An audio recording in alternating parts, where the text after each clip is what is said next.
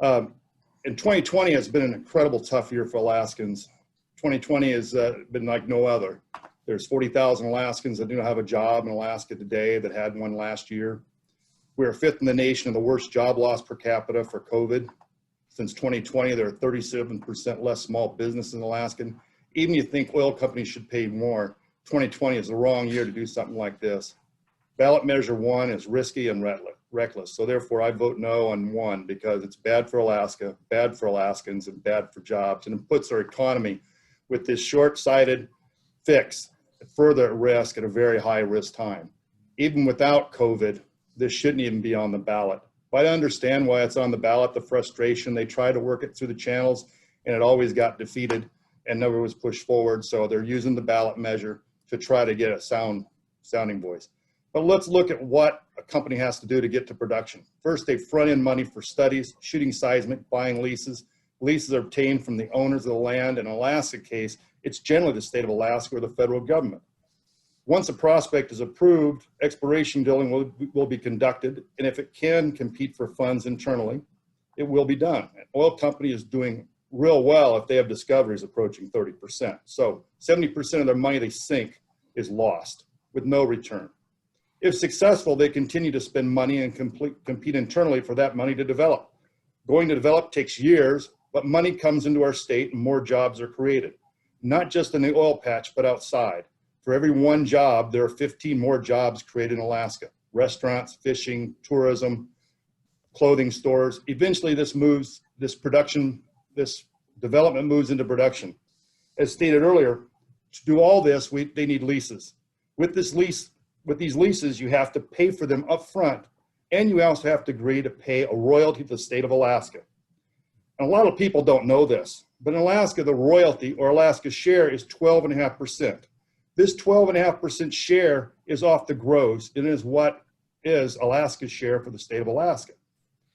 So gross production generated by the monies of the oil and gas companies spent is what they get. So oil companies are front loaded this money. When oil starts flowing, 12.5% right off the top with no deductions comes to the state.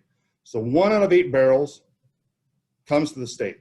So if you were a commercial fisherman, which I was, 1 out of every 8 salmon that rolls across the roller would go directly to the state. Now you'll handle it, make sure it's delivered to the state, make sure it gets to the dock or to the tender, but it goes to the state.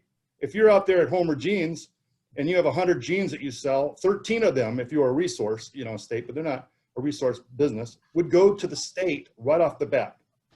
Okay, so the state's royalty share is really discussed, but it's very, very real. It's right off the top. Taxes are the net income after expenses. So if a company even nets 12.5% return, you can see if they net 12.5% return, they're paying about 100% back to the state, just with royalties, not including all the other things that are paid on top of that: property tax, income tax, salaries. So the ballot measure could raise, ballot measure could raise taxes 150%, but 300%. But it's very short-sighted, and it's probably going to raise, at this world, about $250,000, and that's just not enough to basically turn the needle. And it basically, the balance is, if people don't see us at a place to invest, they're not going to spend the money.